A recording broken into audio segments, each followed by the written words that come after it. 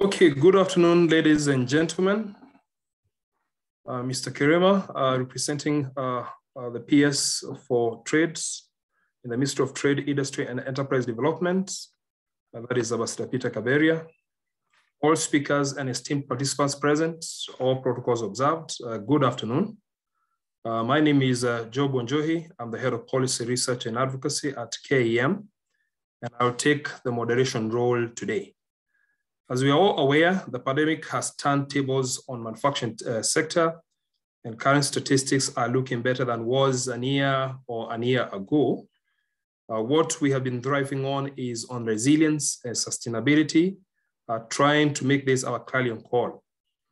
So we have taken two different initiatives over that period of 1.5 or 1 3/4 years to ensure that we are containing the COVID pandemic from observing various protocols.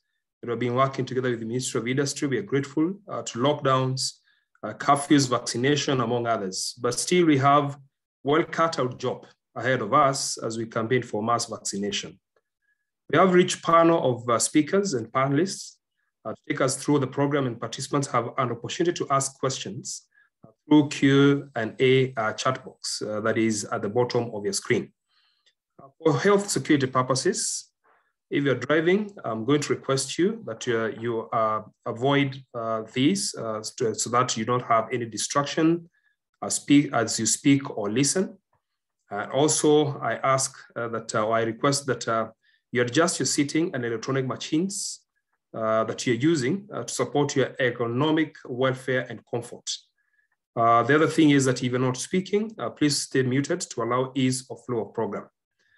At this point, I want to invite my CEO, Madam Phyllis Okiaga, to make some opening remarks for the next 3 minutes. Thank you very much, Job, and good afternoon, members. Thank you for joining us today as we discuss the Kenya COVID-19 vaccination program. Allow me to appreciate and recognize the speakers who have joined us today. The Principal Secretary, State Department for Industrialization, Ambassador Peter Kaberia as representative, the COVID-19 Vaccines Task Force Chair, Dr. Willis Anwale, the NMS Director for Health Services, Dr. Ouma Oluga, CAM Chair, Moshai Kunyiha, our Vice Chair, the Muthaiga Travels GM, Ms. Mira Bid, Ministry of Labor, Directorate of Occupational Health and Safety, Director, Dr. Andrew Muruka, and also the Shippers Council of East Africa Head of Policy, Mr. Agayo Ogambi.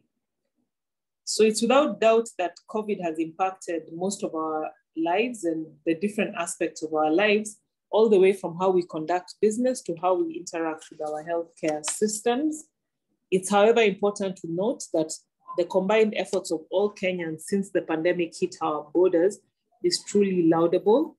All the ministries, departments, and agencies have continued to work together to deliver quick, responsive measures to protect citizens. The government has also continued to do a tremendous job to ensure that they deal with the speculation around the pandemic by giving daily COVID-19 updates. Businesses have supported their communities through the provision of essential items such as masks, hand sanitizers, and even commodities like food. We've also seen a majority of the public adhere to measures put in place to reduce the spread of the pandemic. Since last year, our focus as a country has really been to overcome the pandemic. And as CAM, we have consistently called for the strengthening of our healthcare systems. We've called for mass vaccination of the general population above 18 years of age. This is because we recognize that COVID-19 vaccine gives us a way out of the pandemic. Unfortunately, despite this, Africa continues to lag in terms of vaccinating its populations. The World Health Organization in September reported that only 15 African countries reached their 10% COVID vaccination goal. On the other hand, almost 90% of high-income countries have met this target. The World Health Organization's target is to fully vaccinate 40% of the world's population by the end of the year 2021. Locally, the government of Kenya has also sourced for the COVID-19 vaccine with vaccination ongoing across the country. The private sector too was not left behind in this regard. And we have worked with the Ministry of Health to enhance access to vaccines for the private sector employees, their families, and the neighboring communities. Our vaccination numbers are still low, however, at approximately 6.7 from the Ministry of Health statistics. That's of the adult population in Kenya. And I'm sure as they speak, they'll also give us more details. Nairobi County has the highest number of fully vaccinated adults at 19%, and Lamu records the lowest at 1.3%. So why get vaccinated? The COVID-19 vaccine is our only way to the full recovery following the adverse effects of the virus. By getting vaccinated, we reduce the risk of getting infected or spreading the virus, and consequently, we break the chain of infection. Studies have also shown that vaccines have proven effective in preventing severe illness in case someone gets infected, and vaccinated people who get infected have mild to moderate cases of COVID-19 compared to those who are unvaccinated. So as we have this discussion today, the vaccines continue to give us hope as a nation that we shall overcome the pandemic. I, however, call on all of us to continue taking precaution since we are not yet out of the woods. Let's continue to protect ourselves, adhere to the Ministry of Health protocols, and protect those around us too. Thank you very much.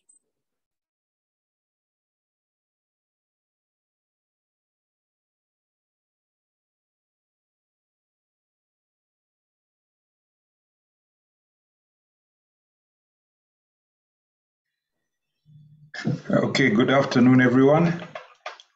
I hope we're all doing well. Mine is brief, and thank you, Phyllis, for the introduction. Thank you to all the panelists who have joined us from the national and county government, plus some of our stakeholders who are engaged in these issues. Like we've said before, COVID is an all of society issue. We are only going to solve it or deal with it when we all come together and attack this whole issue. I think we've been running these, like Job said at the beginning, we've been running these seminars and discussions since last year when the pandemic broke out, and working with our members, with government, other stakeholders on how do we get through this. We all knew the pandemic was going to be a game changer. It was going to be a big shift. And actually what is happening is we are feeling the effects of those now. We had the initial shock of the issues, but there's a lot of things continuing to change even as we speak. We've seen this going on in issues like logistics, people going back to work. What are our HR policies going to be about going back to work? Even to other issues and challenges that are kind of bearing fruit now. We can see it in education sector and so on. So this is important for us to gather together, but also here we had a particular focus on vaccination because we've seen globally that vaccination solves a lot of issues. It creates and opens economies and can create new opportunities for us. But it is challenging, and it has been challenging across the world.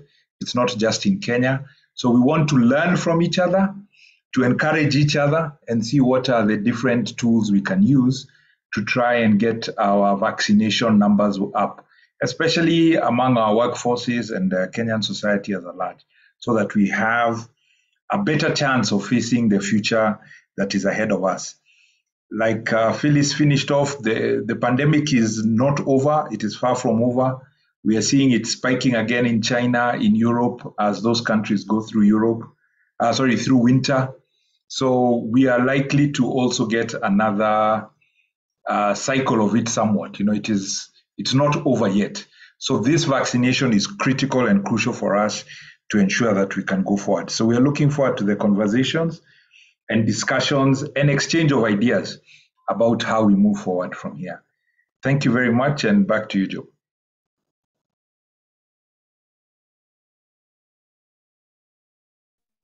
Thank you so much, together with my CEO, for the remarks. And without wasting time, I want to invite the Acting Director of Medical Services, Dr. Adrian Kuria, to make his remarks.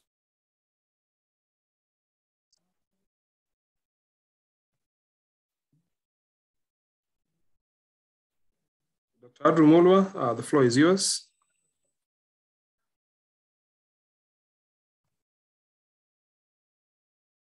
Oh, okay, I think we'll come back to him.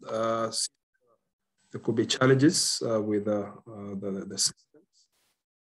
At this point, I want now to invite Mr. Kuria, who is representing the PS for State Pattern of Industrialization, to make his remarks on his behalf. Thank you, Bwana Joy.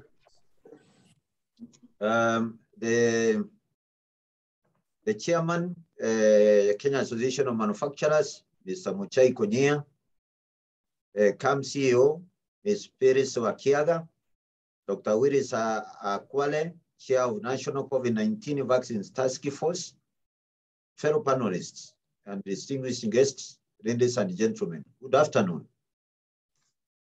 I'm delighted to join you today on this discussion of COVID-19 vaccination under the theme, what do you know?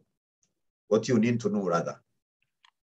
Colleagues, may see that the government has been on the forefront in mitigating the effects of this pandemic on Kenyans, and the latest of which is the COVID-19 vaccine rollout, the details of which will be given by Dr. Kwale.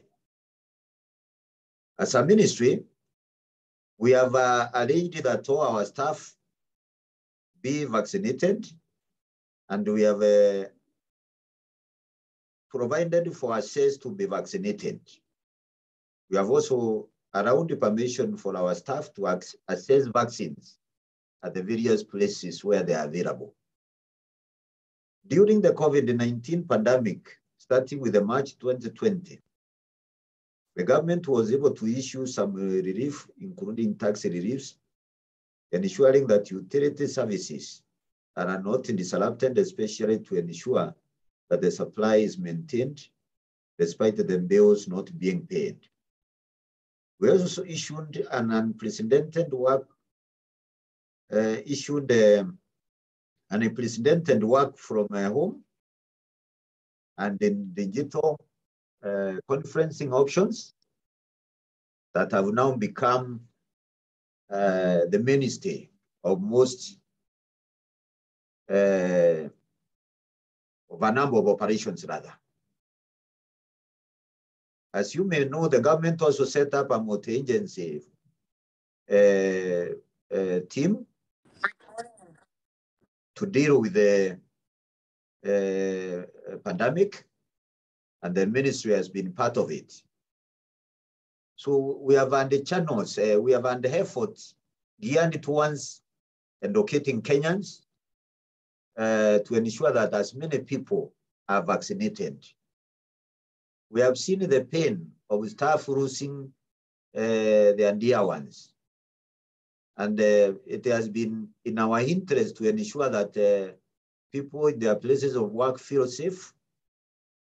And it has been clear that the only way to do that one is to ensure that the vaccination reaches to as many people as possible.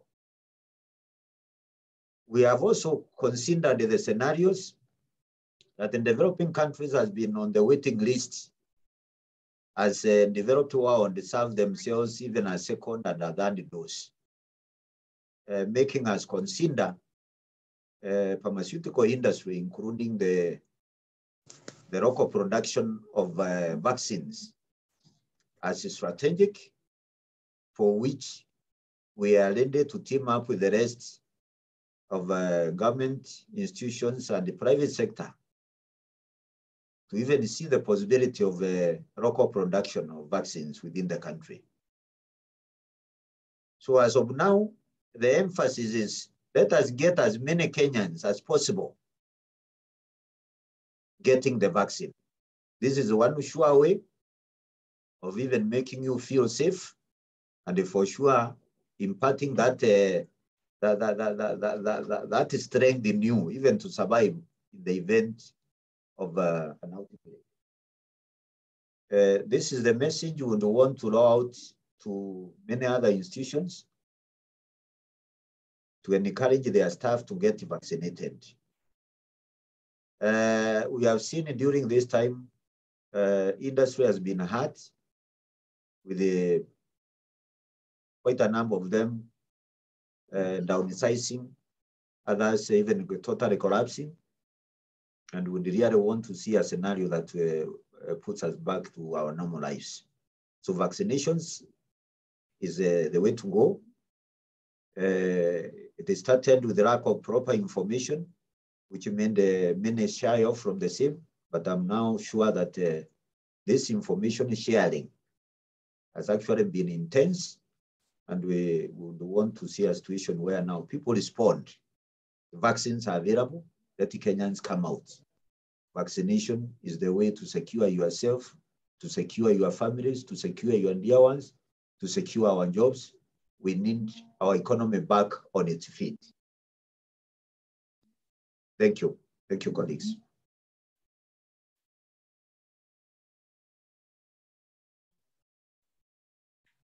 Thank you so much, Mr. Kirima, for making those opening remarks on behalf of the PS. We are grateful for your presence, noting that we will continue working together to ensure that the vaccination drive is enhanced for the sake of the industry. At this time, I want now to invite Mr. Dr. Adrian Mulwa, the Acting Director of Medical Services, to give his remarks.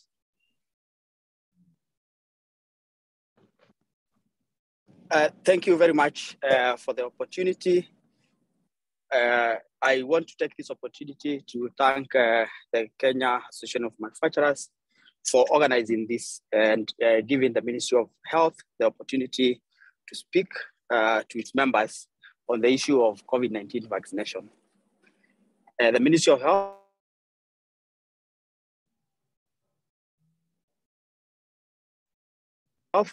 to prevent, I'm sorry for some disruption.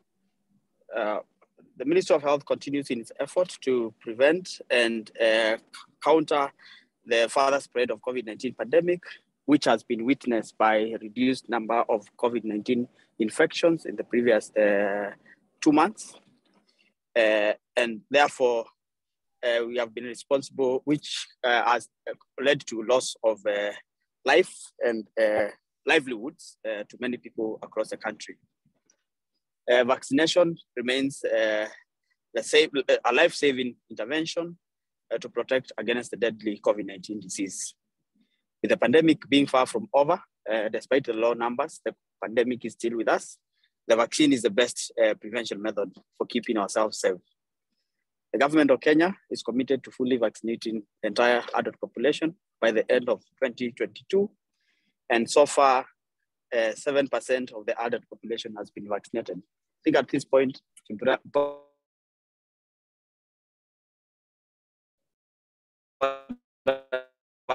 vaccinate.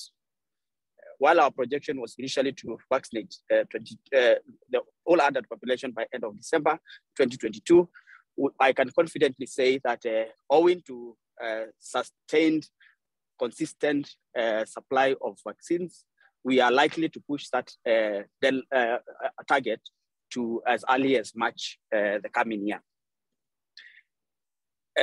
So far, we have, however, noted some marginalization or uneven uptake of COVID-19 vaccines, where urban areas like Nairobi have over 40% of uptake, while counties like Marsabit are less than 1.5% uptake of vaccination. Therefore, there is a bias towards the urban counties in terms of uptake of vaccination.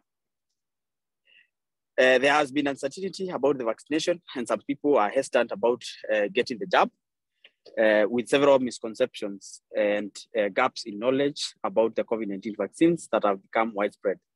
The vaccines are available and are approved by World Health Organization.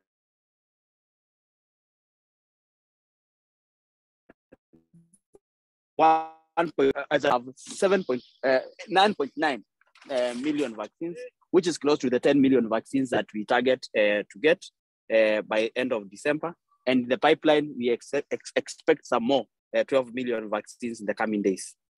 In this, I want to urge the private sector to continue working and collaborating with the Ministry of Health to ensure that we reach out to populations, especially the rural, hard-to-reach populations. The government urges all those above 18 years to be vaccinated. And the Ministry of Health does not recommend a choice of one vaccine or another, and all doses offer maximum protection if all recommended doses are administered. The most important decision is to get COVID-19 vaccination as soon as possible from the nearest facility. Widespread vaccination is a critical tool for COVID-19 response. Remember, no one is safe unless everyone is safe, and therefore it behoves upon everyone who is vaccinated to ensure that those populations that have not been reached by this vaccine are reached. Thank you very much, and thank you again for giving us the opportunity.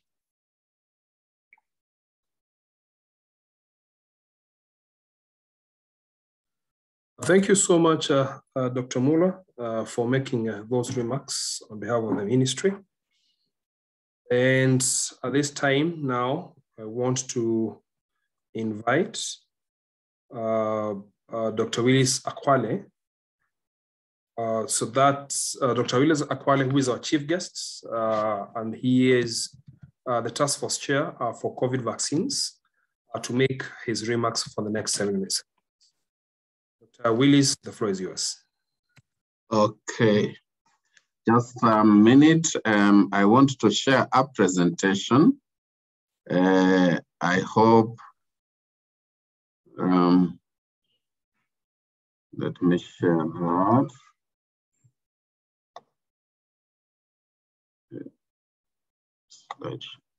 Okay.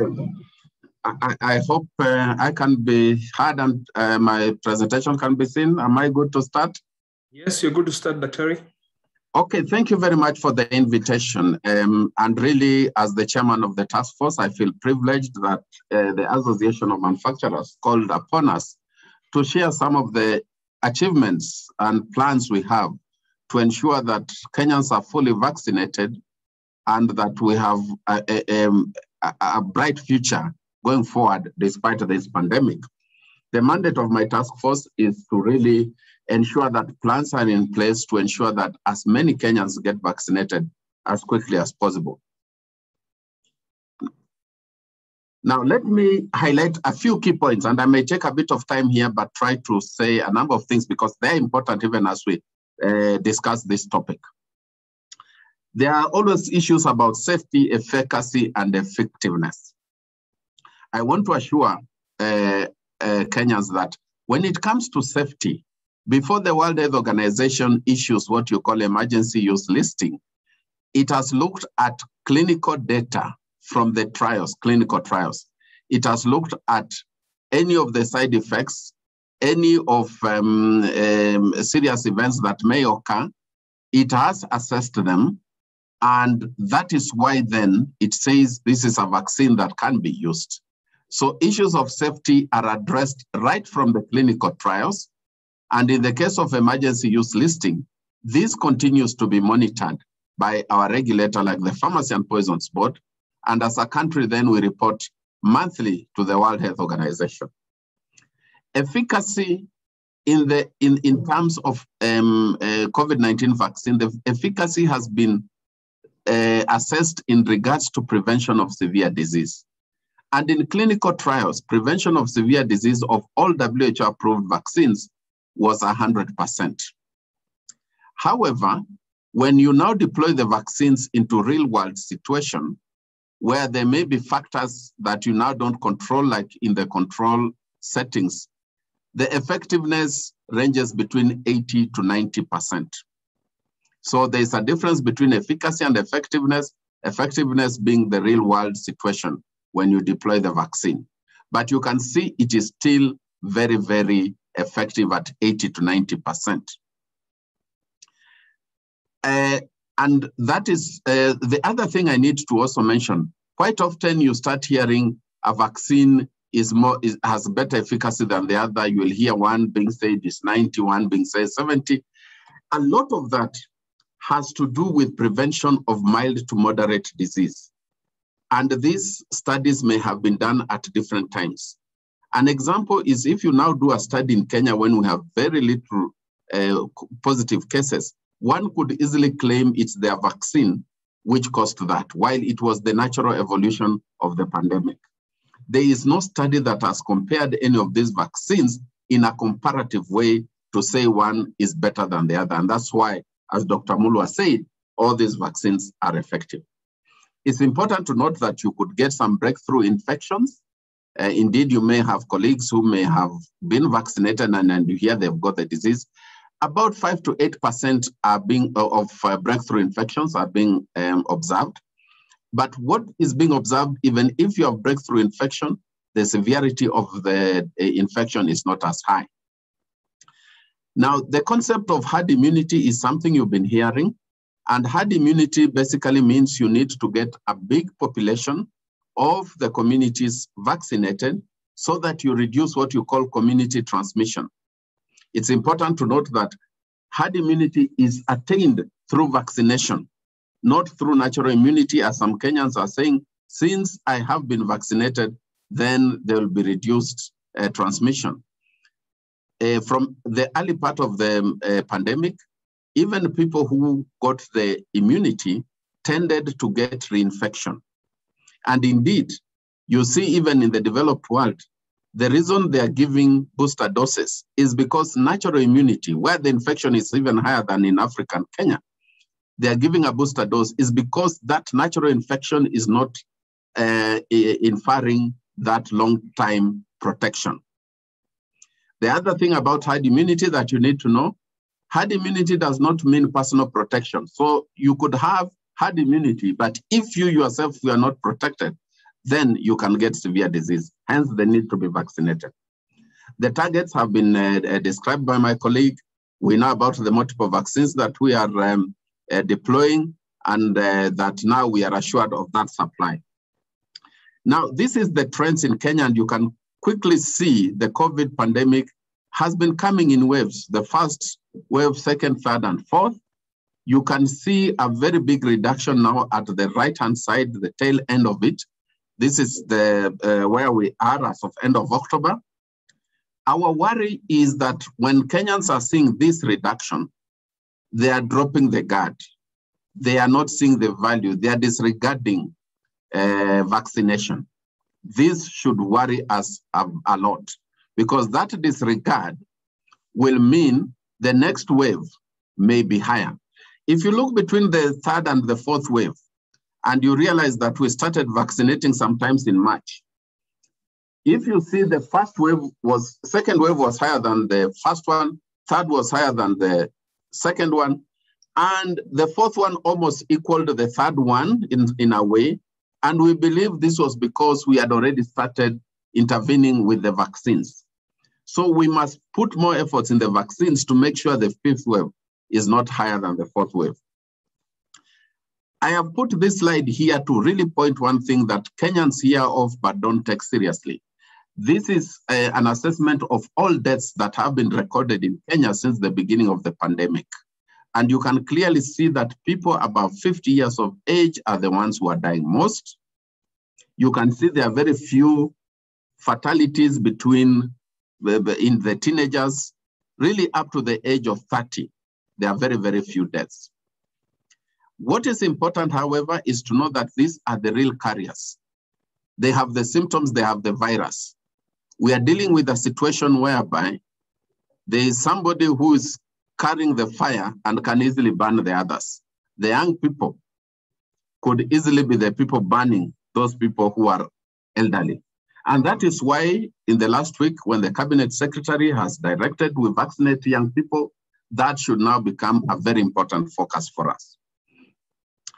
This is just an update, and I will be highlighting certain things. You can see we have nearly 10 million doses that have now so far been distributed to us. It is very encouraging to see a good take of the second dose. Now nearly 2 million Kenyans are fully vaccinated. We could do better, and I'm going to look at strategies we are proposing to do that. And you can see even in terms of performance in Africa, with 7% fully vaccinated, we are among the top 5 counties in terms of progress. This is an earlier slide that showed our plan from when we began vaccination in March to end of next year when we hope to vaccinate all adults. And you can see the first phase, we had limited supply, we didn't do as well. It was a global issue, there's nothing we could do about it. Then from July, you've seen an increasing number of doses becoming available. We have increased the number of people to priority groups, including people above 50 years, whom we saw as having a lot of, being at risk of death. Now, third phase, or 2B as we called it then, was supposed to start in January, but because of now improved supply of vaccines, we have actually commenced it. And therefore, we want to achieve the 10 million target quickly and even vaccinate the 26 million people before the end of next year. This graph here is showing you the variation that Dr. Mulwa talked about.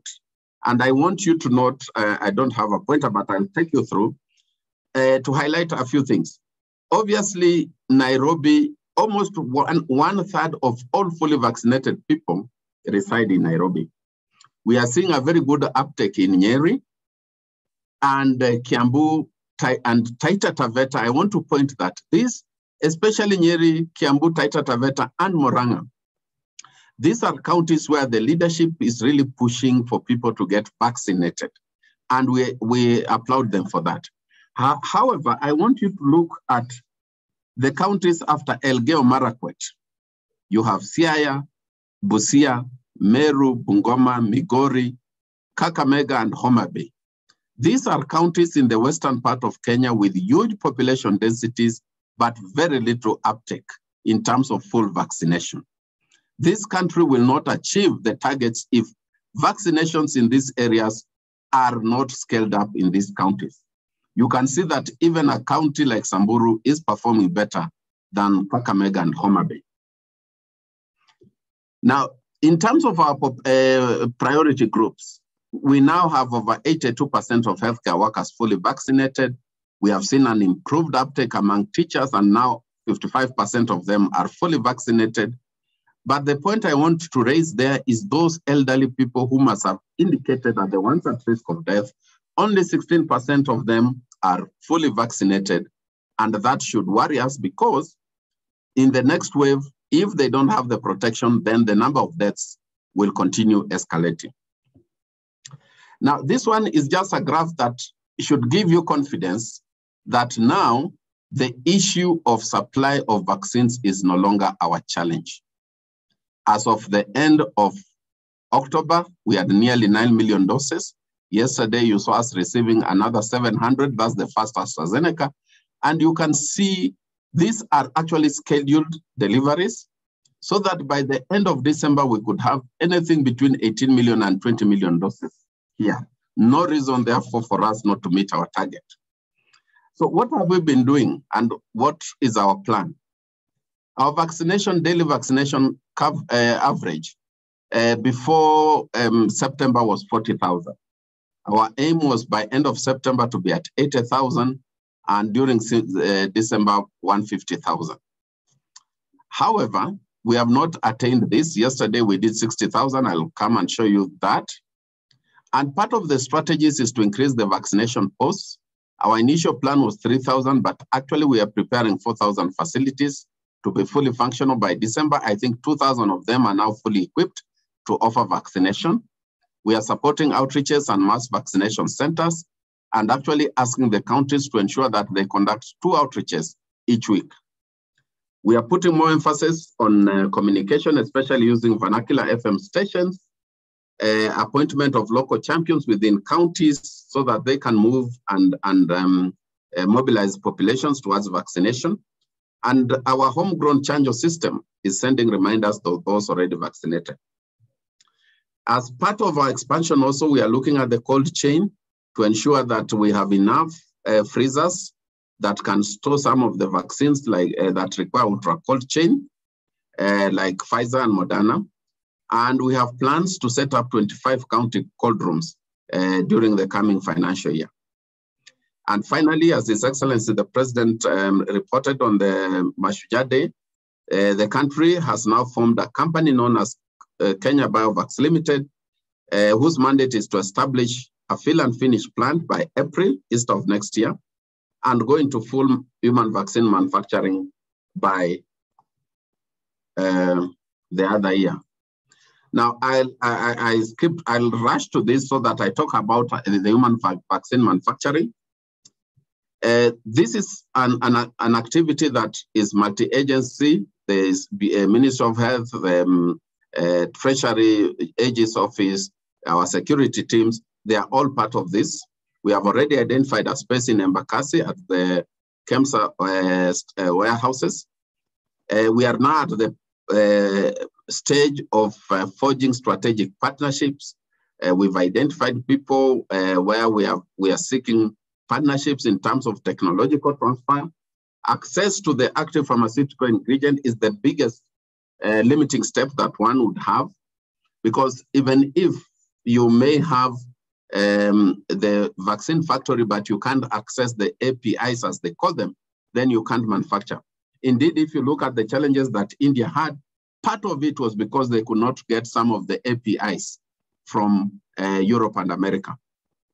And we're also trying to ensure that we have the right QA, QC and equipment to ensure that then once we start manufacturing, we meet all standards required. KEMRI, our research institution, will be the lead in research and development and collaborate with our academic institutions. There is a roadmap towards recruitment and capacity building of the staff that will be involved. And we strongly believe by April, we should be good to go. Now, let me go to what I want to call emerging issues.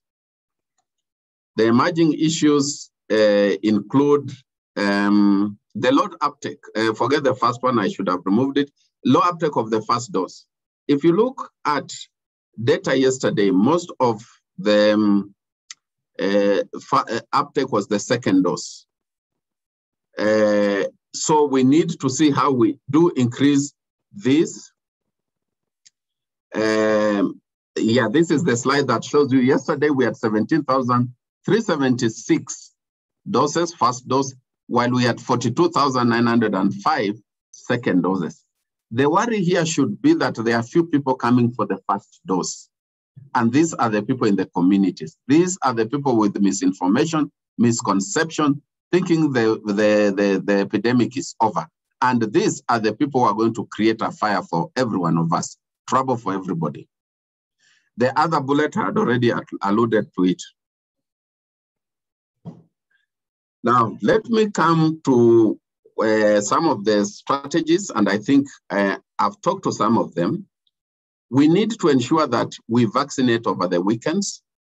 I know there have been challenges with all vaccine posts opening, the healthcare workers wanting to be compensated for working over the weekend.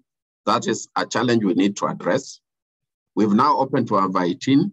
We want to see a greater involvement of the national government administrative officers, the county commissioners, the chiefs, the assistant chiefs towards community mobilization. Again, this is a plan we're in discussion so that there is continuous community mobilization towards vaccination.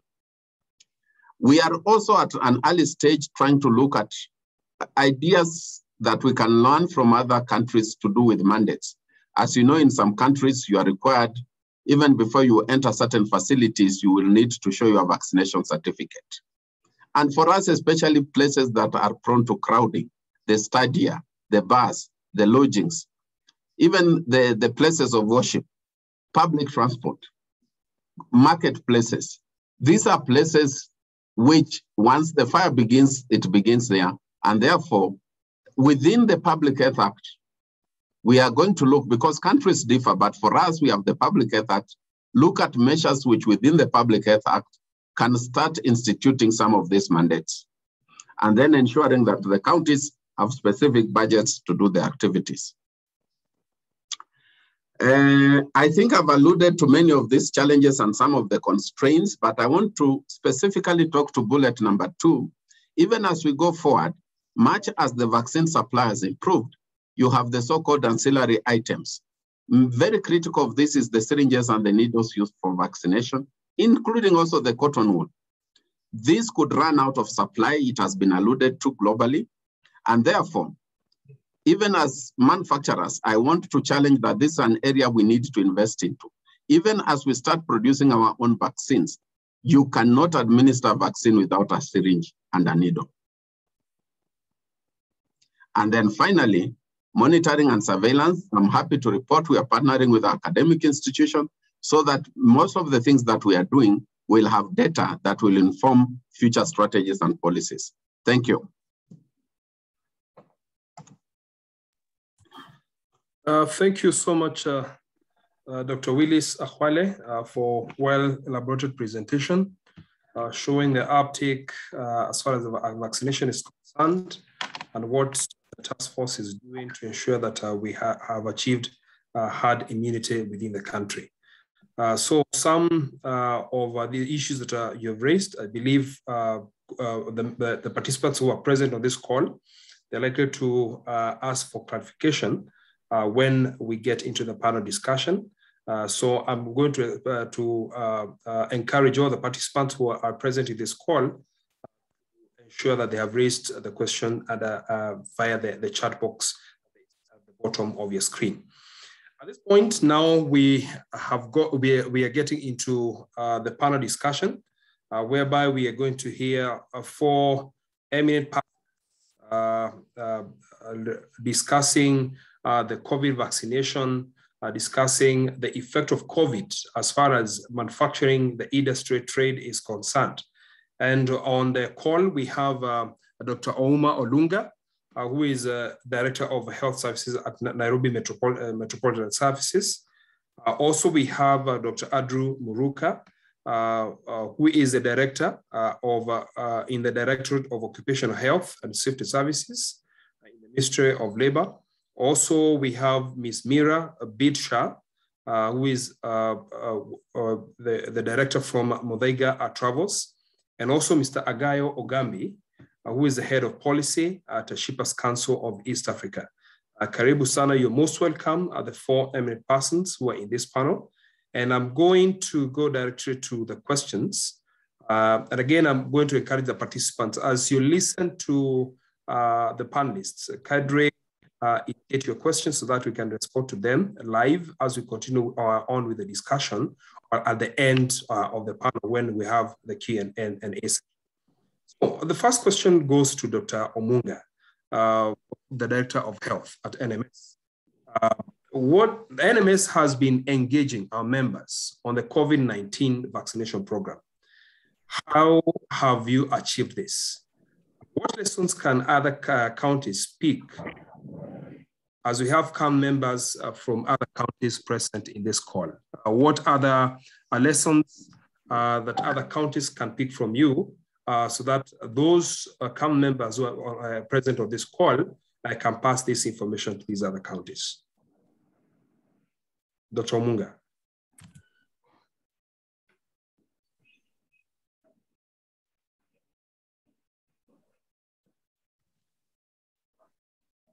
Dr. Omunga, hope you've heard me and the question. Okay, I'll come back to Dr. Omunga. We move on to Dr. Adrian Kuria from DOSH. The question goes, taking a COVID vaccine is voluntary. We know that very well. There's no regulations that have been put in place enforcing that one has to take the vaccine. The question is, what happens when an employee chooses not to get vaccinated?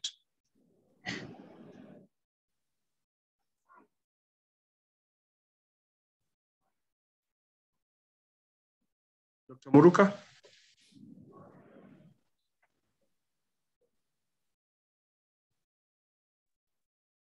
Okay, I'd like to confirm whether I have an audio from my side. Can someone speak up? Good afternoon. Good afternoon, Agayo. You can hear me? Yes, I can hear you very well. Okay. So we want to confirm whether Dr. Muruka has heard the question. I didn't get the question, Job, so maybe you can repeat it again if you don't mind. Thank you. Oh, okay. Thank you, Dr. Muruka. Also, hello? Hello, Dr. Muruka. Hello, Job. I did not get the question. Okay. Yes, I'm online. Okay. The question is, and we know very well that the vaccination against COVID is voluntary in the country. We don't have any regulation that has been put in place to enforce this. What happens when an employee chooses not to get?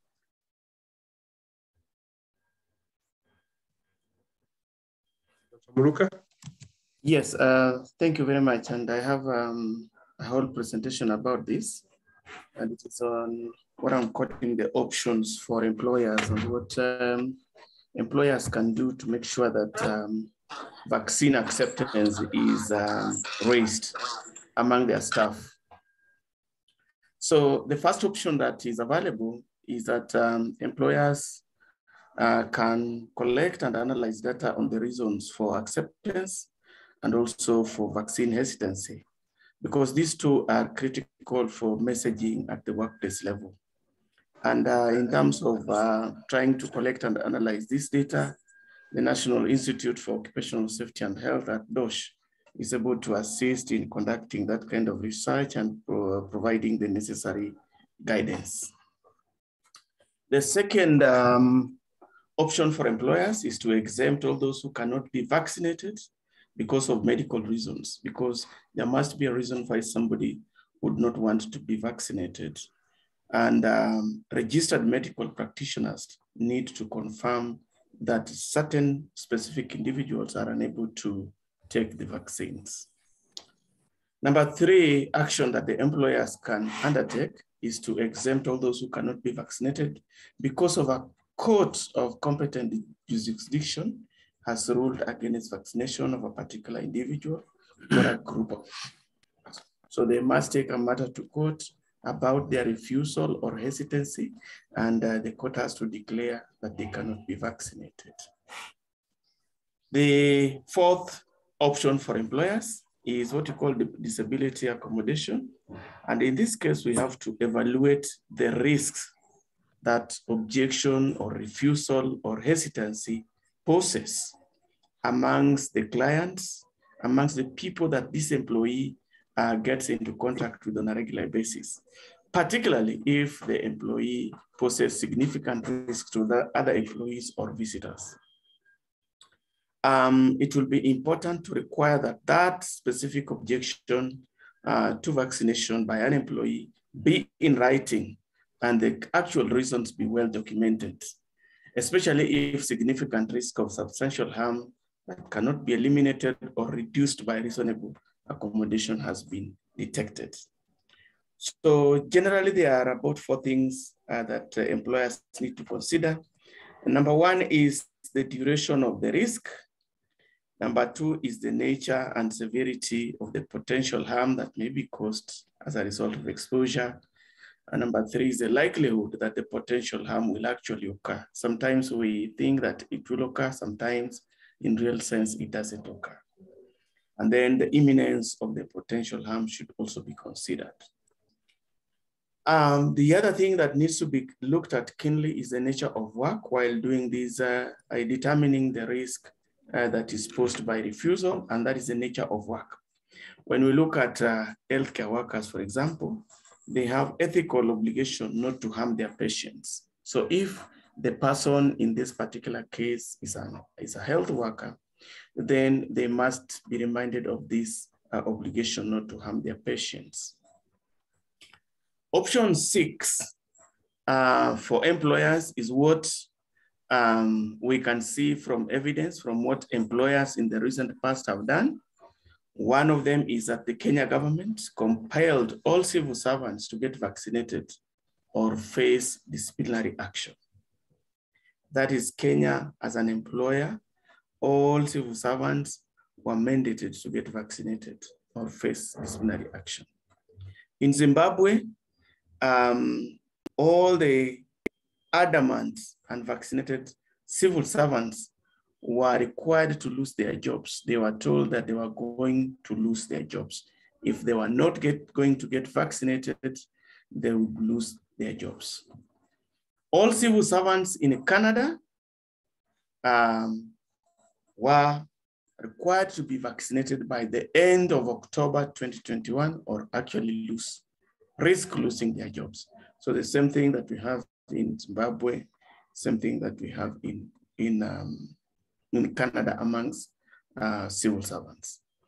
In the United States, last week, I think around November 4th, 2021, President Biden actually said, and I quote, "We have been patient, but our patience is wearing thin, and your refusal has caused all of us." So he mandated that all federal employees and all health workers, federal contractors, and the vast majority of federal workers would face disciplinary measures if they refuse to take that vaccine. The other option that the employers can undertake is to encourage vaccinations, and there are many ways by this can be done. Number one is to develop written COVID-19 vaccination policies at the workplace level. And we know that there is a very powerful tool in many workplaces called the Safety and Health Committees, which is mandated by law to be present.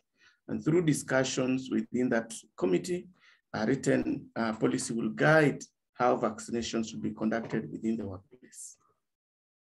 The other way by which employers can do encouragement of vaccination is to find out why people are refusing to be vaccinated and to document that for posterity.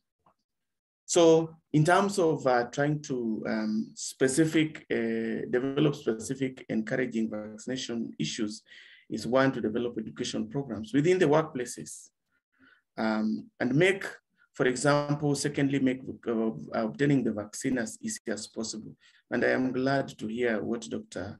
Ahwali said, that vaccinations will be made available as much as possible. And employers in specific areas where there is low vaccination would be able to prioritize vaccination in those specific areas and encouraging employees to take up the job.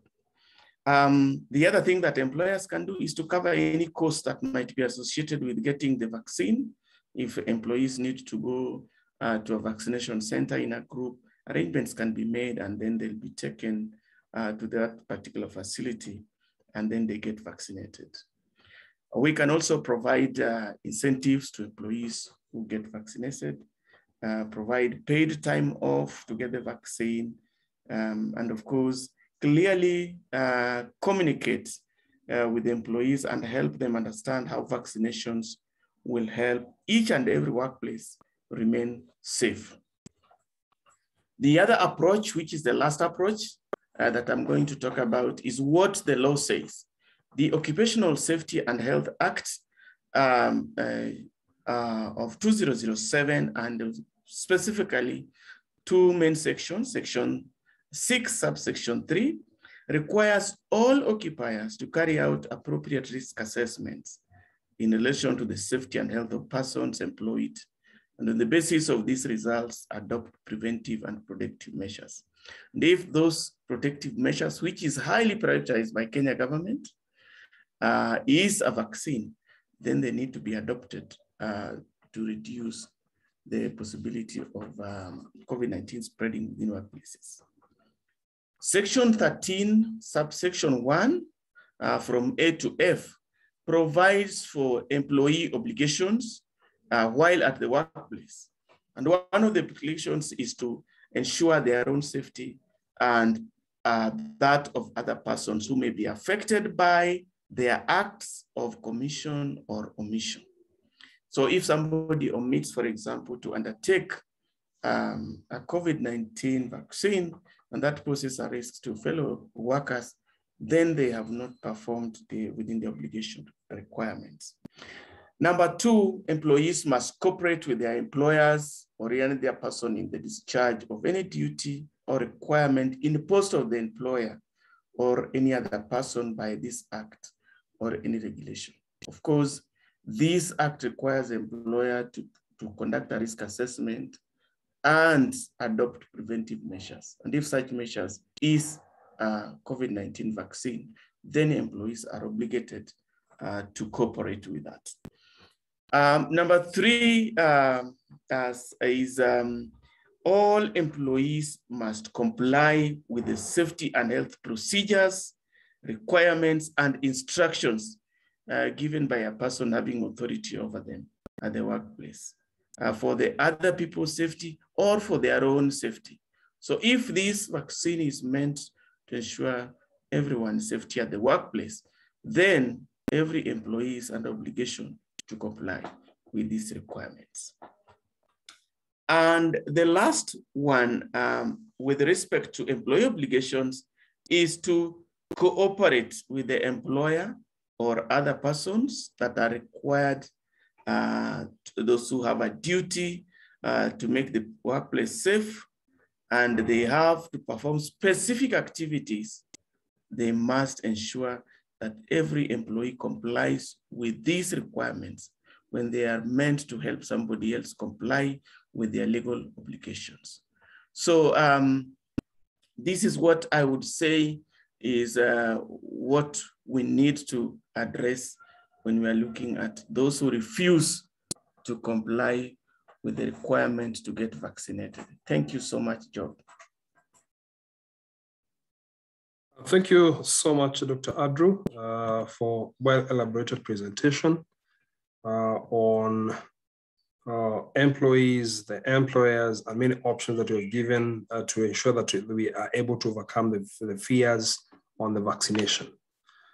At this time, I turn to Dr. Ouma Oluga, Director for Health in NMS, and I would encourage that I list to him three set of questions that I have so that he can answer to all of them at once.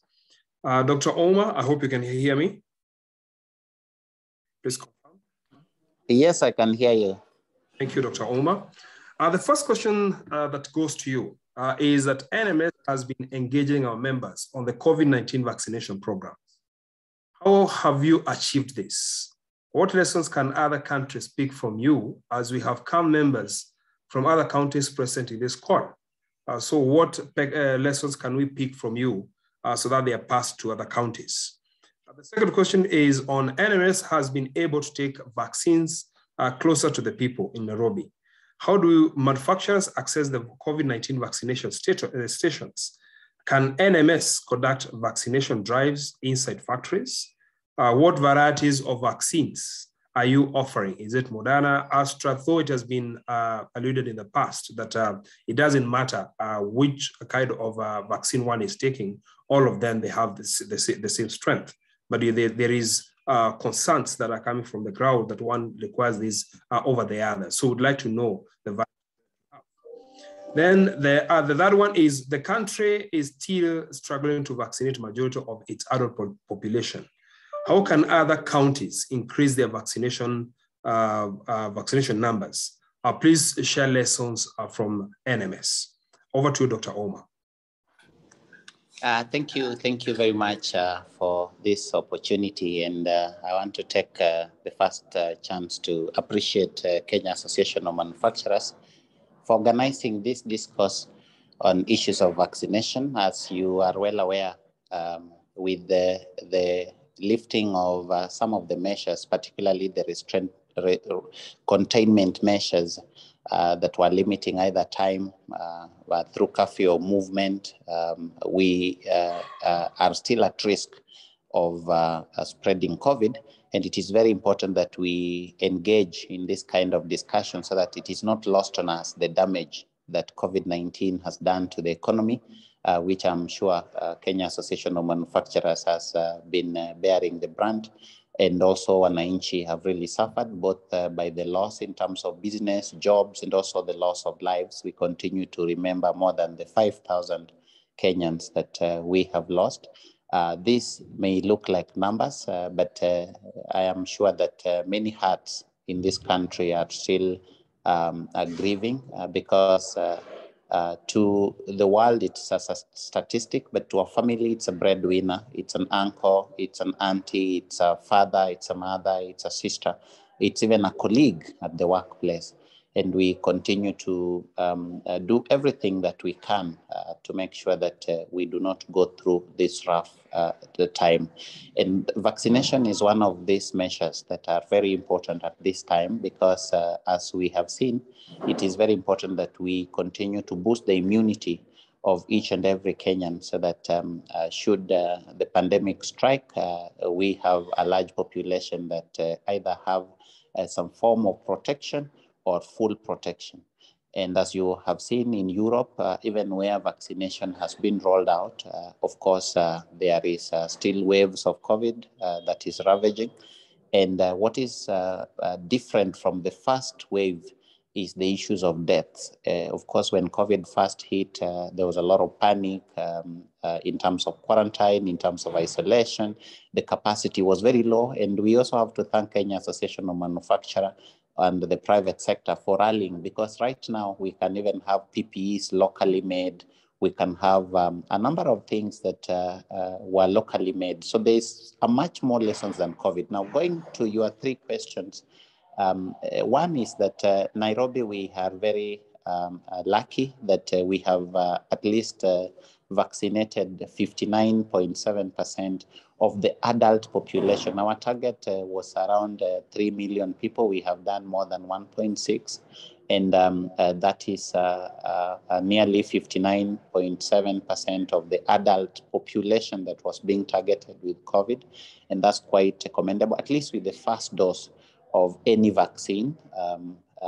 Number two is that if you're looking at the total vaccination, we are nearly at 32% in terms of full dose of the adult population again.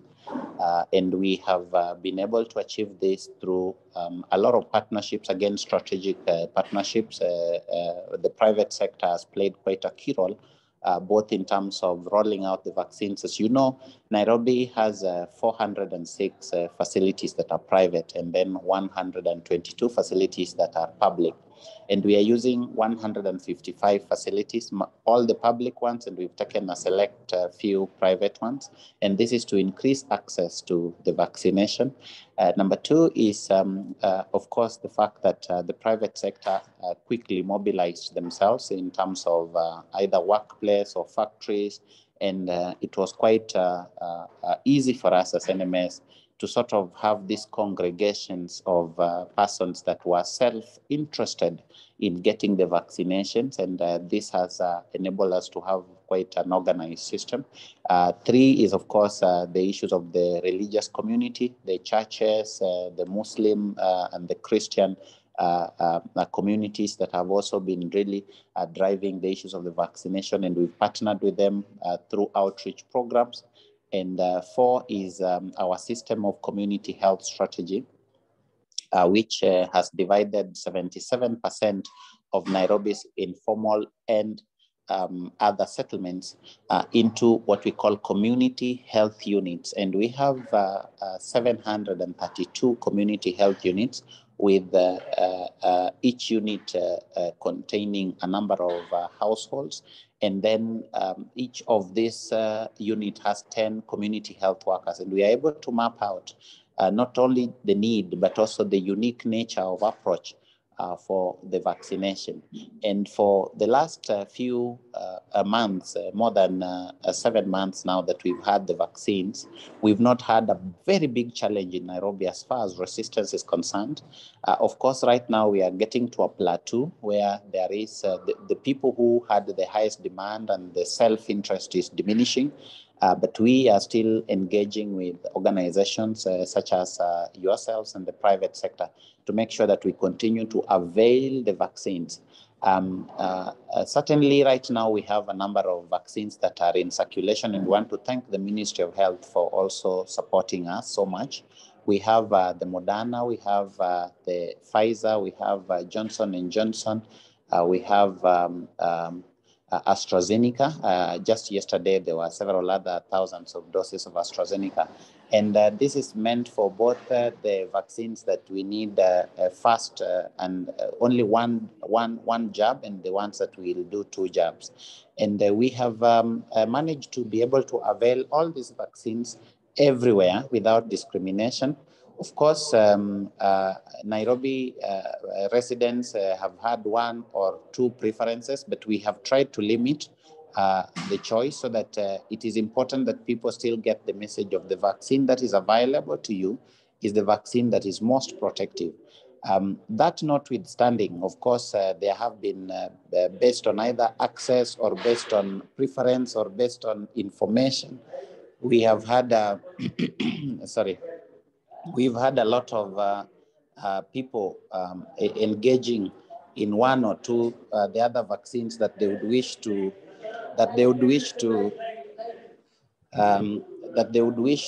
be given over the vaccines that are available. And I think this was experienced mostly with the Johnson & Johnson, where, of course, the private sector also did some investment, as Dr. Kwale will mention. As far as the rollout of logistics is concerned, what we have managed to do is that we have given support, including freezers to even the private sector facilities. And we have also managed to engage with community centers where they have the power and where they have the space to be able to deliver vaccines so that we can be able to put our infrastructure of storage and our infrastructure of cold chain in kind of these facilities. Of course, you have mentioned if vaccines can be given in factories. This is not encouraged because what we are doing what is called fixed mobile centers. Fixed mobile centers means that, yes, we may come to a school or a place where there is space, but a factory is not one of the best places to do this. But of course, there are considerations. There are people who can assess whether there is enough space, whether there is power, whether there is safety in a factory. You didn't want a place where there is a lot of dust or where there is some other interferences with the vaccination. But of course, we are assessing this on a single evaluation basis so that one may fit and another one may not fit. We have partnered with a number of other multilateral organizations that are supporting our outreaches because, as you know, one of the greatest strains that we've also had with the outreaches is that it removes health workers away from the health center, and this strains the services that can be given in a health center, but also it makes additional logistics in terms of transporting them, sometimes in terms of giving them food where they are. And we've had to engage with organizations such as Clinton Health Access Initiative. We've had to engage with USAID. We've had the Ministry of Health supporting us. And all of these concerted efforts from faith-based organizations, World Bank, USAID, all these organizations, including our platform and infrastructure that was already laid with the expanded program for immunization, we've been able to achieve quite a lot. As you are aware, we have also been engaging with other counties to try and share these lessons with them. But more importantly, so that we are still reaching the target, because as I mentioned, we are reaching a plateau where now we have to go out and get people, get people to get the vaccines. We have now all vaccines in our stores, and we wouldn't want an embarrassing situation where our population is not protected and yet vaccines are also expiring. So we are continuing to aggressively mobilize. We have even, I think for those of you that are enjoying music, just recently when there were some 2 or 3 concerts in Nairobi, we even embedded our own vaccinations in some of these community outreaches so that while the concert is going on, there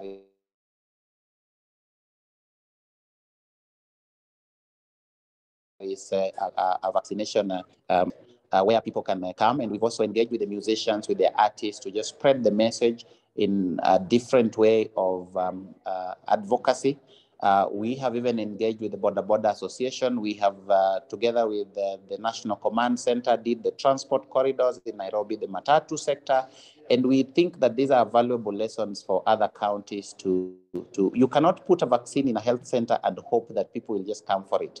You have to go outside there because it is in the best interest of the country to protect the population. It is in the best interest of the country to have a plateau as far as protection is concerned. And these are some of the lessons that we've shared with the ministry, we've shared with the other counties to learn from. And of course, we continue to share with other countries also, because as you know, Nairobi is one of the leading cities also in Africa where vaccination is optimum, even with the challenges that we have mentioned. So I think I've combined the answering of these questions, but in a nutshell, we are very grateful for the support that we've received from the Ministry of Health, and also the partnership that we've received from the private sector. And we are willing to lay open our strategy in terms of rolling out vaccines. And it has not just been COVID, actually. You know, the beautiful thing is that when you put up a system, it works for anything. When we were doing the polio vaccination here in Nairobi, we managed to reach over 1 million children in less than 2 weeks. And it's because of our community health systems and the way in which our logistics is organized. Of course, other counties may have other challenges that in terms of distance are very wide, also a bit of infrastructure challenges. But I think the greatest lesson is that you cannot put a vaccine in a health center and hope that people can come for it. You have to lay the distribution strategy to get the vaccine to the people, and to do so in a way that does not compromise the integrity or the quality of the vaccine. What I'm saying is that the cold chain must be maintained. The vaccine damages must be minimized. And if you look at the reports, these have been minimized in Nairobi. So we want to thank you again, everyone who is on this call, and for inviting us to share these lessons. Thank you so much, Dr. Oluga, for that presentation on the 3 set of questions. I now move on to Ms. Mira Bilsha. I'm also an interested party as far as the travel is concerned. I'm conducting this moderation from Arusha, where I'm attending a regional conference. So your responses really matter to not only the members of CAM, but also the Secretariat. The question is, I have 2 questions for you, Ms. Mira. Different countries have put in place various measures to mitigate the spread of COVID-19. The policies for traveling in and out of country. The second one is countries have varying policies with regard to traveling. Any trade that local industries need to be particularly keen on regarding travel in and out of country, and those for different sampled countries and regions. Ms. Mira. Job, thank you so much. And I would also like to thank the CAM team for inviting me to speak on the panel. On your first question, there's different policies that different countries have adopted, obviously. And we've noticed a lot of them have these amber, green, and red policies, or the stoppage system of going into the country and not going into the country. But in the recent weeks, a lot of these policies have changed. A lot of them are now allowing passengers to go in, but obviously you have to be double vaccinated in order not to quarantine. PCR test is required. I will just give you a few examples of a few of these countries. If you go into Dubai, you have to do a PCR test before you leave Nairobi. When you arrive into Dubai, you still have to do a PCR test, which is done free of charge by the authorities in Dubai. And you will get your results within 12 hours. So which is changing things. When you go to the UK, you don't have to do a PCR test anymore when you're leaving Kenya. But when you arrive the UK, you have to do lateral flow test 2 days after arrival into the UK. US has been very open. They allowed people to just travel without any, but PCR test had to be done. So different countries have different policies. Things are changing. A lot of the European states are not allowing people who aren't double vaccinated. They're not even issuing visas yet. They will only issue if you're double vaccinated and you're only going for business. The leisure travel is not allowed at all at the moment. Unless you're meeting family for leisure travel, it's a different situation. So every country feels differently, and it is important, and it will become very important to be vaccinated, because if you're not vaccinated, soon travel will become very difficult. In regards to your second question, yeah, there have been divergent policies and trends analyzed by us as agents that local industries can include. Obviously, encourage your staff to get double vaccinated, as it opens doors, especially when going out of the country. I will tell you, all our staff have been vaccinated, starting from myself. I was advocating for it, and they all did get themselves vaccinated. It's very important for us to show our clients as well that we do get vaccinated, and it's safe to come into our offices and see us on face-to-face, because a lot of people like booking their travel when they're seeing their agent. It's not over the phone, not over email. Because we do both corporate and leisure travel, it's important that clients also know that it is important to do this. And if we're not showing our clients that we're not vaccinated, they're not going to see themselves going to have themselves vaccinated. Global policies are also keen to ensure that purpose for business is well defined. For example, some countries are limiting the travel to only business and not leisure. We've also seen trend of some countries distinguishing by gender on the travel. This applies to Dubai. Dubai at one point had stopped issuing visas for Kenyan males under 50, but now they have started, so which is a good thing, but it had become quite difficult to go to Dubai if you were a male under 50 and not traveling with your family. So business was very difficult to conduct when you had to travel with a partner, even though you were going on a business trip. We've also seen movement of countries through countries have less restrictions. So when UK had put us on the red list, we had lots of people going via a green country to enter the UK. So we managed to sort a lot of that. So we have ways and means to bypass a lot of things, but it's only if you're vaccinated can this happen. That's more or less I have from my side. And thank you so much for the invite. Thank you so much, Ms. Mira, for that presentation. Quite helpful for anybody who want to travel in and outside the country. Move on to Shippers Council of East Africa Head of Policy, Mr. Agayo Ogambi. Even as countries across the world continue to vaccinate their citizens, we're not yet out of the woods as COVID-19 continues to disrupt global supply chains. As of today, about 13% of containers are waiting to berth somewhere in the world, resulting in packed up cargo and congested ports due to existing and accumulating backlogs in major ports across the world. How is this impacting movement of goods and services? Like a second question, due to disruptions, manufacturers are facing shortage of raw materials. Consequently, this disrupts the scheduled production. How can manufacturers deal with this? And the last question, the pandemic has called on us to be resilient. How do we mitigate such challenges in the future to caution ourselves from shocks such as COVID-19? Mr. Agayo Ogambi. Thank you very much, Job, and thanks, KM, for putting up this webinar, most helpful. I'll start with the last question in terms of what can manufacturers do. They say in English that forewarned is forearmed. We just have to appreciate that certain dynamics may change. We can no longer have what Japanese used to call just in time because of the pandemic. So in our supply chain plans, we must have what we consider plan A and B. The ideal situation would be like just in time, but must have a business continuity plan, more especially in terms of logistics.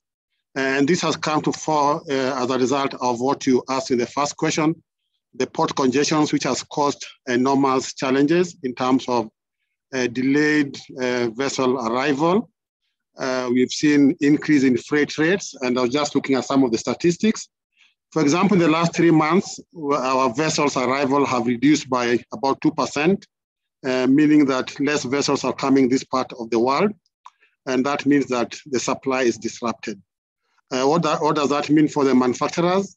It means now they have to plan well in advance because they are not so sure when the vessel will arrive.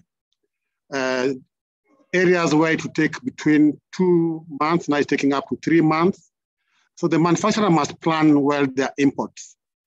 because of the uncertainty in terms of the vessel's arrival into the region. In terms of cost, the costs have also gone high. And I think it's time for us to consider what I'll call contractual business plans in terms of liaising with your shipping line and your manufacturers and have a contract that may safeguard you from certain eventualities.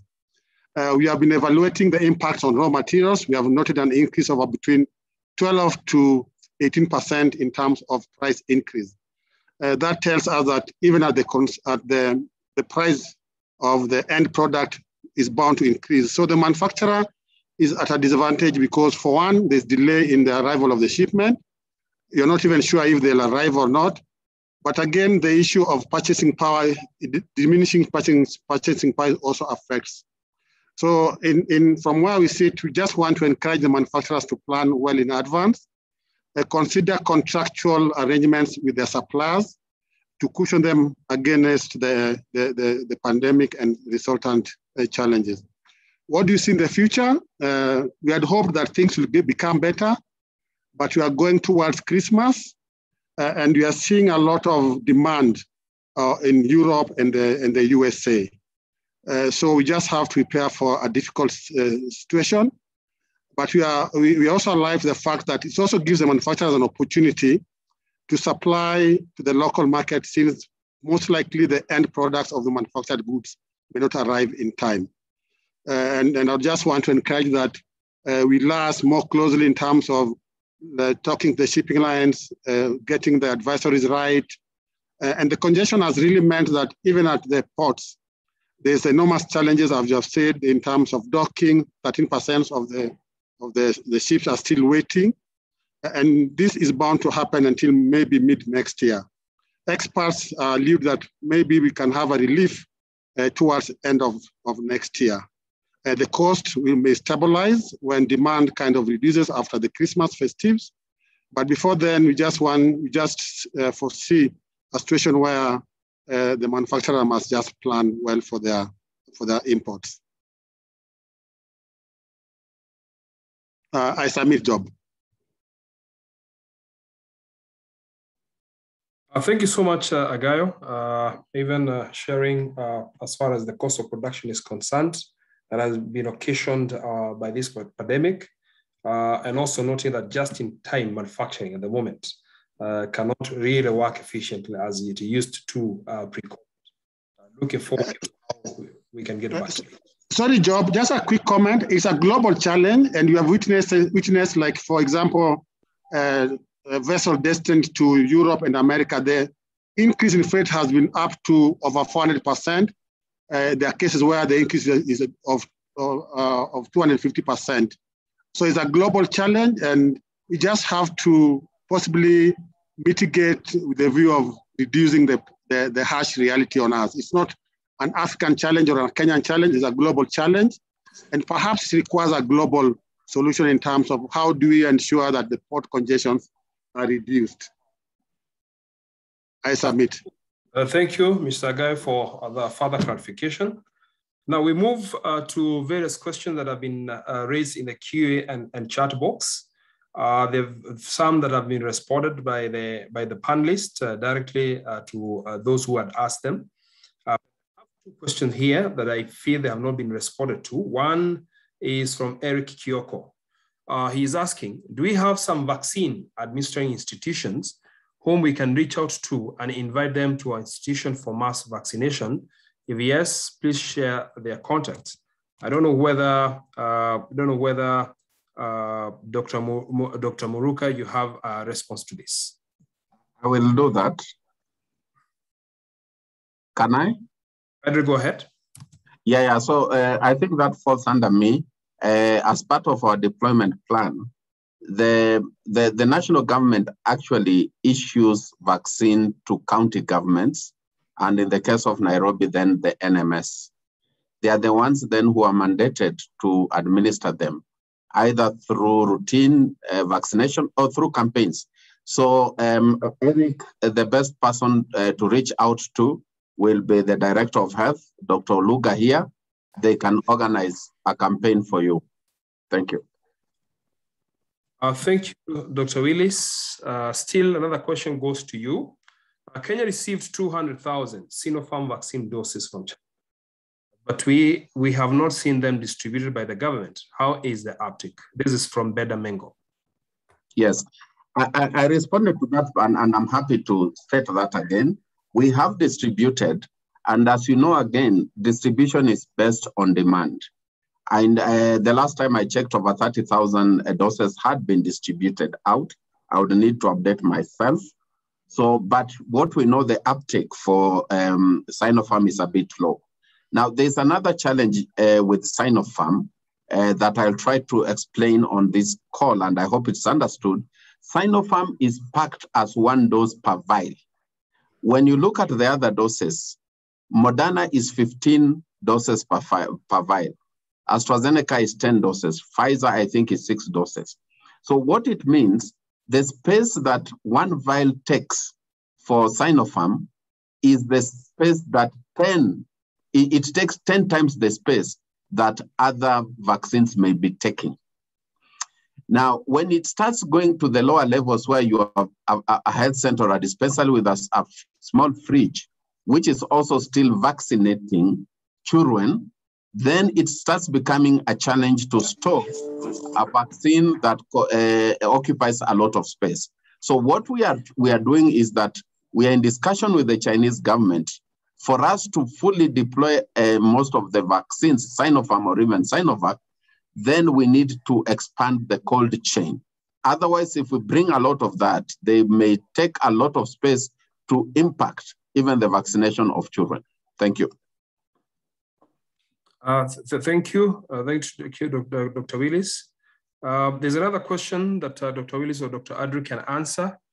This is on cadre share the presentation, legal guidance on how to handle assistance to COVID-19 vaccine at the workplace. Dr. Willis or Dr. Andrew, you can answer to this. Whether we can... That is Andrew, not me. Okay. Maybe you clarify the question better.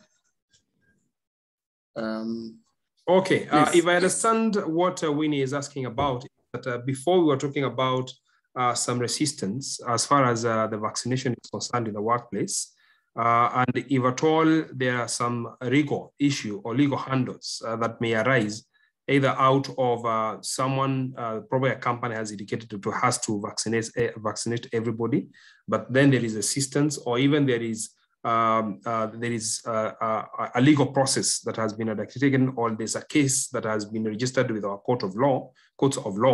How can employers handle this? And again, also it has been noted that it's likely to be against the Employment Act.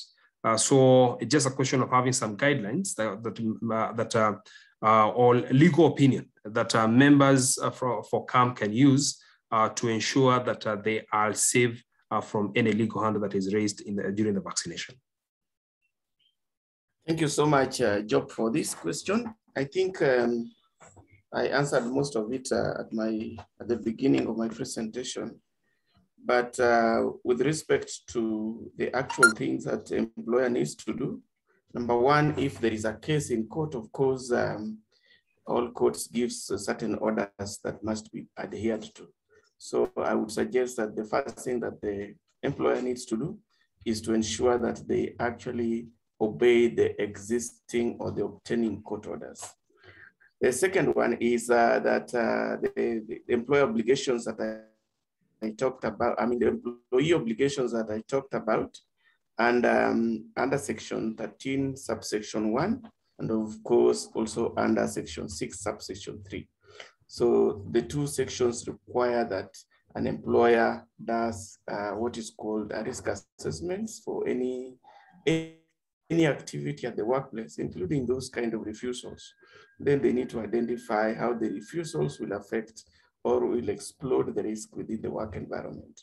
And if it is obtained that the risk could be very high, then of course the employer needs to communicate this to the various courts where these matters are being listened to or being heard.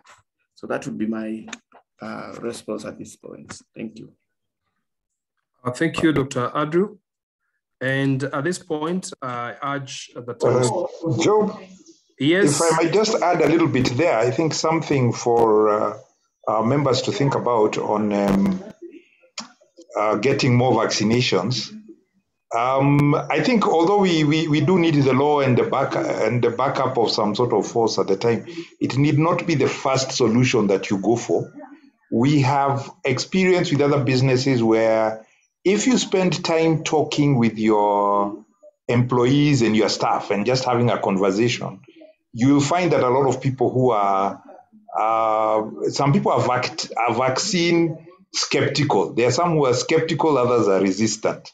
So the skeptical ones, we can actually spend time, people understanding the situation, understanding the medics and so on. So we've actually found some businesses where you just invite health workers, have a conversation, let people express what their issues are, and you can actually get a lot more people buying into the vaccine that way, because it's an understanding issue rather than being forced onto it.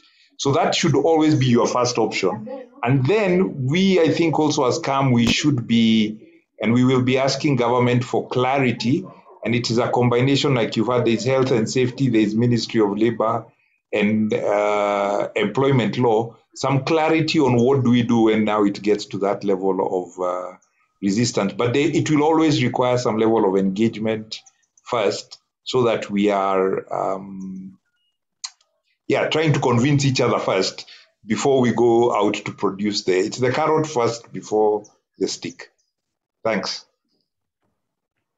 Thank you, Chair, for that clarification. And I propose that now we come to the end of the Q&A session and also the panel discussion. And I want to thank all of you for joining for today's session on Kenya COVID-19 vaccination program. We have gained insights on the vaccine, which shall enable us to navigate these periods. I shall begin by expressing our deepest gratitude to our speakers today, who have shed light on various issues affecting us as manufacturers. Mr. Kirema, on behalf of Principal Secretary, State Department of Industrialization, for sharing your thoughts on why it is paramount for industry to take up the vaccine. COVID-19 Vaccine Task Chair, Dr. Willis Akwale, for enlightening us on vaccination apathy and how to deal with it. Director of Medical Services, Head Directorate Preventive and Promotive, Minister of Health, Dr. Adrian Kuria, for an update on government's vaccination initiatives. NMS Director for Health Services, Dr. Ouma Oluga, for sharing lessons from Nairobi County on how to take vaccines closer to the people in other counties so that we have herd immunity. Muthaiga Travels, General Manager and Director, Ms. Mirabit Shah, for advising us on travel requirements with regard to COVID-19 vaccine requirements. Ministry of Labor, Director of Occupational Health and Safety Services Director, Dr. Adrian Kuria, for his continued support to the Association on Occupational Health and Safety Standards. Shippers Council of East Africa Head of Policy, Mr. Agai Ogambi, for updating us on transport and logistics challenges and how to overcome them. Ladies and gentlemen, CAM continues to develop initiatives to keep Kenya moving. Therefore, allow me to express my deepest gratitude to the CAM team, CAM board led by the chair, Mr. Mushai Konyiha, for continuously providing strategic direction on matters manufacturing, on both policy and sustainability. The CAM Secretariat, led by the CEO, Madam Phyllis Okiaga, for tirelessly working towards driving the competitiveness of our manufacturing sector. Finally, to our esteemed members who actively participate in the association program and activities such as today's webinar. And we've come to the end of the program, and I wish all of you a good afternoon and a good evening.